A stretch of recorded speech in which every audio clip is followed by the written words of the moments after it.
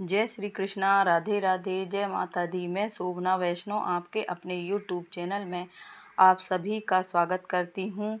आज मैं आपको भगवान विष्णु और माता लक्ष्मी की कहानी बताने जा रही हूँ। जब रोए भगवान विष्णु और वजह बनी माँ लक्ष्मी। तो चलिए हम आपको इस कथा को सुनाते हैं।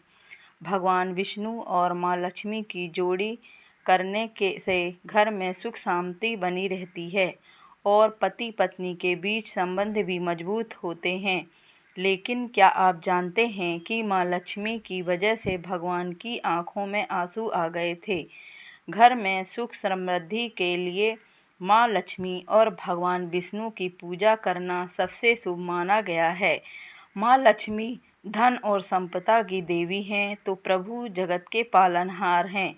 दोनों की ये जोड़ी धरती के लोगों के जीवन में संतुलन बनाए रखने के लिए काम करती है। लेकिन क्या आप जानते हैं कि एक समय ऐसा आया था जब माँ लक्ष्मी की वजह से भगवान शिव विष्णु की आंखों में आंसू आ गए थे।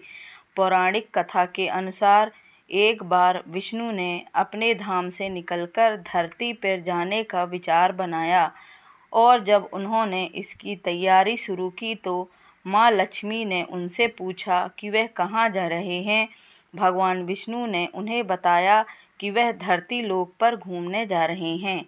यह बात माँ लक्ष्मी ने भी भगवान विष्णु को उन्हें भी साथ ले जाने के लिए कहा तो भगवान विष्णु बोले कि तुम मेरे साथ चल सकती हो, लेकिन एक शर्त है कि तुम धरती पर पहुंचकर उत्तर दिशा की तरफ नहीं देखोगी।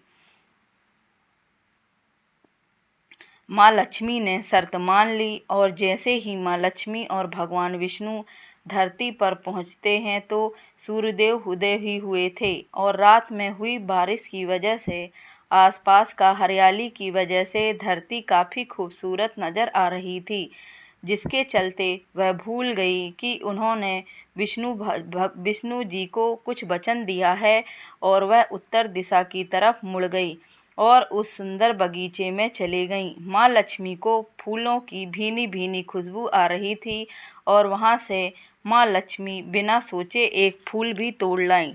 जब वह फूल तोड़ने के बाद वापस आई तो भगवान विष्णु की आंखों में आंसू थे। माँ लक्ष्मी जी के हाथ में फूल देख विष्णु जी बोले, बिना किसी से पूछे उसकी चीज़ को हाथ नहीं लगाना चाहिए।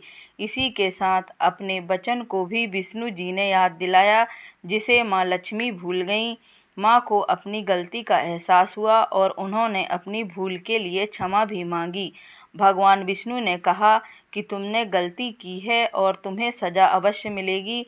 जिस माली के खेत से तुम ये फूल बिना पूछे ले आई हो, उस घर में अब तुम नौकर बनकर रहो। भगवान विष्णु के आदेश के अनुसार माँ लक्ष्मी उस माली के घर चले गईं। माँ लक्ष्मी ने उस समय एक गरीब औरत का रूप धारण कर लिया था।